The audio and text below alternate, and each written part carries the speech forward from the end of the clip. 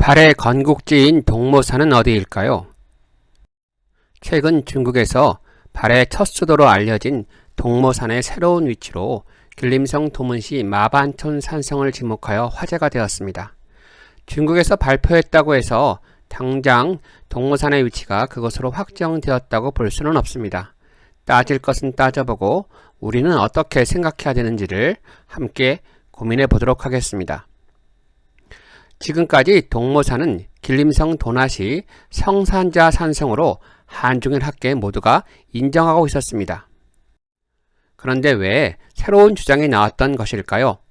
발해의 건국지 동모산이 도나시로 고증된 이유가 무엇인지 살펴보겠습니다.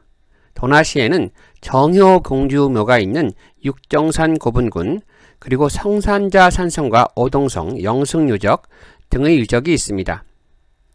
이 가운데 가장 중요한 유적은 6개의 봉우리가 있는 육정산 고분군입니다. 이곳에는 크고 작은 200여 개의 무덤이 있는데 이 가운데 가장 유명한 무덤이 정해공주묘입니다.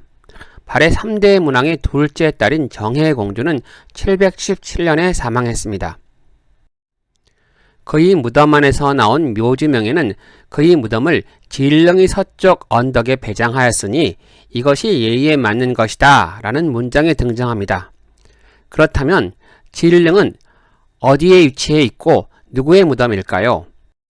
용두산 고분군은 1묘구와 2묘구로 구분되는데 혹시 정해공주묘보다 동쪽에 있는 2묘구에 있는 큰 무덤을 진릉이라고 볼 수도 있겠습니다.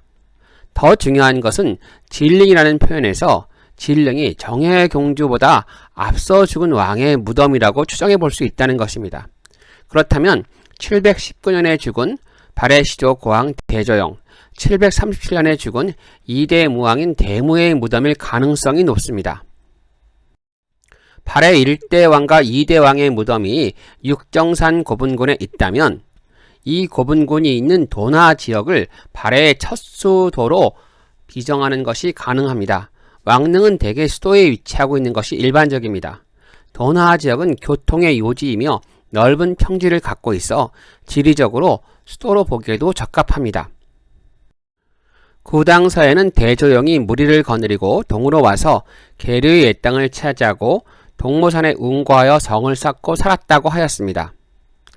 중국 학계에서는 1949년 8월 정해공주묘를 발굴한 이후부터 도나 지역을 동모산의 후보지가 있는 지역으로 파악하고 성산자 산성을 동모산의 후보지로 거론하기 시작하였습니다.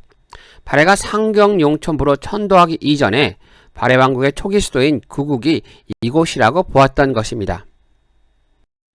신당서에는 고구려의 남은 무리들이 요수를 건너 태백산의 동북을 거점으로 오르하를 사이에 두고 성벽을 쌓아 수비를 굳혔다라고 기록하고 있습니다. 오르하를 목단강의 지류로 성산자 산성 북쪽을 흐르는 대석하로 보았던 것입니다. 성산자 산성은 그리 높은 산은 아니지만 주변에 넓은 평야를 조망하는 위치에 있습니다.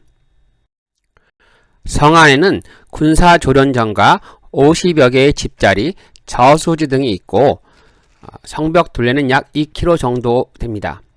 이곳에 행정기관과 군사가 주둔했음을 알 수가 있습니다. 하지만 성산자 산성이 군사교통의 요지인 것은 분명하지만 평상시에 왕이 거주할 성이라고 보기는 어렵습니다. 도나시에는 많은 성들이 주변에 있습니다. 발해의 평지 수도로 추정된 곳은 오동성입니다. 그런데 이곳에서 발견된 건물지와 유물은 한나라의 도성으로 보기에는 무리가 따릅니다. 육정산 고분군 남쪽에 위치한 도나지역 최대의 유적지인 영승마을 유적지가 발해 초기 평지성의 후보지로 새롭게 부각되고 있습니다. 본격적인 발굴이 행해지지 않았지만 영승 유적이 초기 도읍지일 가능성을 우리나라 학계에서도 높게 평가하고 있습니다. 성산자 산성과 육정산 고분군의 중간에 위치하고 있는 입지 조건으로 볼 때 발해 시대의 중요한 유적지임에는 분명하지만 그럼에도 불구하고 아직까지 왕궁터라고 볼 수 있는 유물은 출토되지 않고 있습니다. 발해의 특징적 유물로 역참 또는 창고도로 추정되는 24개 돌 유적이 도나 지역에 여러 곳이 있습니다. 도나 지역이 중요한 지역이라는 것은 분명합니다. 하지만 발해 초기 수도였다고 볼 수 있는 확실한 고고학적 증거는 아직까지 발견되지 않았습니다. 그런데 2012년부터 8년간 도문시 마반촌 산성을 집중 발굴한 중국에서는 이곳을 발해의 첫 수도로 추정하기 시작했습니다. 마반촌 산성은 1937년에 경성제국대학 도리야마 기이지에 의해 조사되었고 1942년에 그 내용이 보고된 바 있습니다. 성 안에서 고구려 기와 조각이 출토되었고 그 유물은 서울대 박물관에 보관되어 있습니다. 고구려 기와 특징인 암캐와 스퀘어의 제작틀인 모골흔의 흔적도 확인된 바 있습니다. 축성 방식의 경우도 고구려식의 축성 방식을 따르고 있어서 일부 학자들은 4세기경에 축조된 것이 아닌가라고 보기도 합니다. 일부에서는 고구려 동부의 중심인 책성을 이곳으로 보자는 견해를 제시하기도 합니다. 저 역시 이곳을 방문해 보았는데요. 성 안에 넓은 평지가 있는 포곡식 산성이라는 것이 인상적이었습니다. 마반촌 산성은 지반시에 있는 환도산성과 유사한 구조를 가지고 있습니다. 도성으로 삼기에는 부족함이 없는 곳이었습니다. 그래서 이것이 13세기 초에 동하국의 수도인 남경이 되기도 했습니다. 마반촌 산성의 자연 해자가 되는 포위 합통하는 버드나무 강이란 뜻이 있습니다. 유화 부인을 연상시키고 있습니다. 연변 자치주의 중심인 연길시의 넓은 평화를 조망할 수 있는 곳에 이 산성이 위치하고 있는 것입니다. 마반촌 산성 아래 마을인 소용자촌은 일제 항일 운동이 근거지였고 소용자촌에서는 돌롤 무덤 등 청동기 시대 무덤군이 발견되었습니다. 소용자 유적은 한국 동북부 및 간도 지역을 대표하는 청동기 시대 유적입니다.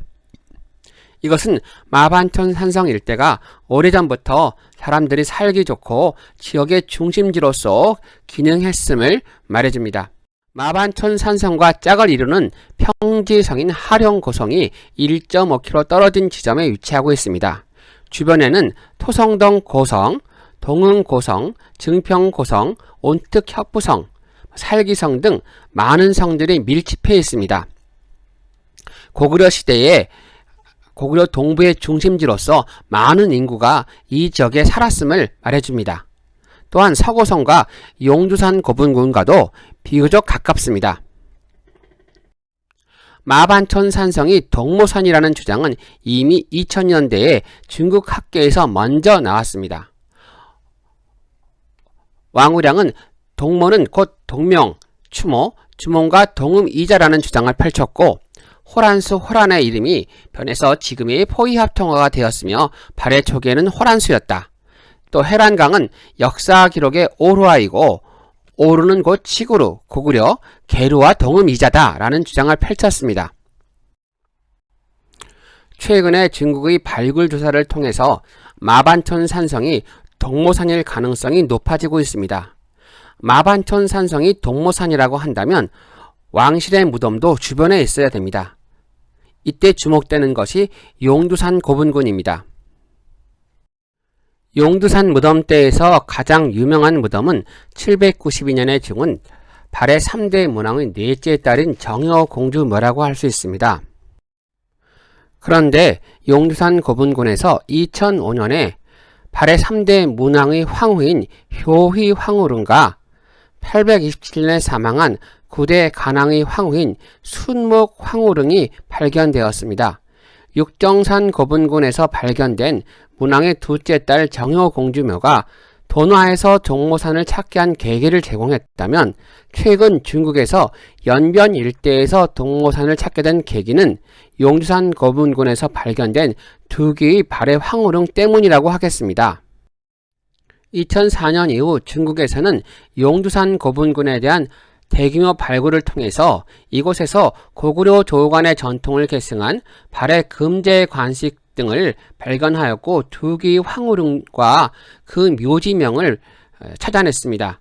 그런데 중국에서는 순목 황후릉에 나오는 묘지 141자 가운데 성이 태씨이며 죽은 날짜와 X릉에 옮겨 안장하니 이에 맞다는 29자만을 소개하고 있고 효후 황후릉의 묘지에서는 겨우 이름 4자만을 공개하고 있을 뿐 나머지 부분에 대해서는 함구하고 있습니다. 그런데 중국에서는 순목 황후릉 그 묘지에 나오는 X릉을 정해공주묘에서 등장한 진릉과 같이 진릉으로 추정을 하고 있습니다. 즉 진릉이라는 글자가 왕의 무덤을 의미하는 것이 아니라 용두산 묘역 전체, 즉 진국의 왕릉이라는 의미로 해석할 수 있게 해줍니다.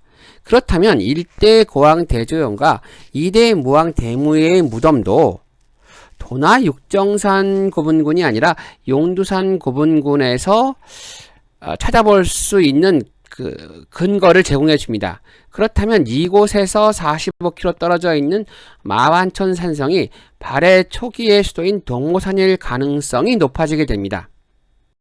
하지만 발해 왕후릉이 발견된 지 16년이 지났음에도 불구하고 아직 중국에서 정보를 다 공개하지 않고 있고 또 정효공주 묘지에서 그녀의 무덤을 영국의 서쪽 언덕에 배장했다라고 표현한 것으로 볼 때 진릉에 대해 다르게 해석할 소지도 있습니다. 아울러 용두산 묘역 부근에서 동모산을 찾으려고 할 때 마반천 산성 외에 다른 산성이 동모산일 가능성도 아직 남아있습니다.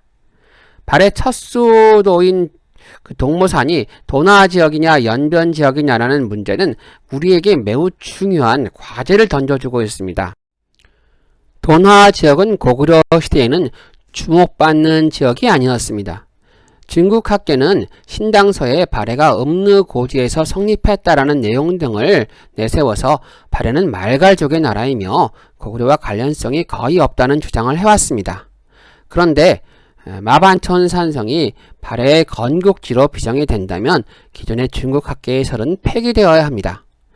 신당서보다 100년 전에 나온 구당서에는 발해가 계루고지에서 성립했다라고 기록되어 있습니다. 1960년대에 동국대 이용범 교수는 고구려 왕실을 배출한 계류부의 예터를 두만강 일대로 추정하신 적이 있었습니다. 발해가 계류부의 예터에서 나라를 세웠다면 고구려와 발해의 계승관계는 명확해집니다. 동모산이 연변 일대, 즉 두만강 일대로 본다면 고구려 멸망 당시에 피해를 덜 받은 고구려 동부 지역의 유민들이 다시 되돌아온 대조영 집단과 연합해서 발해를 건국했다라고 볼 수가 있게 됩니다. 즉 동모산의 위치 문제는 고구려 유민사 및 발해 건국사를 재인식하게 되는 계기를 마련해 준 것이라고 할 수 있습니다. 중국 학계에서 발해 두 기의 황후릉에 대한 정보를 빨리 공개해 주기를 기대해 봅니다. 그래서 전 세계인들과 함께 발해사를 공정하게 객관적으로 연구할 수 있는 길로 나와주기를 기대해 보면서 이 영상을 마치도록 하겠습니다.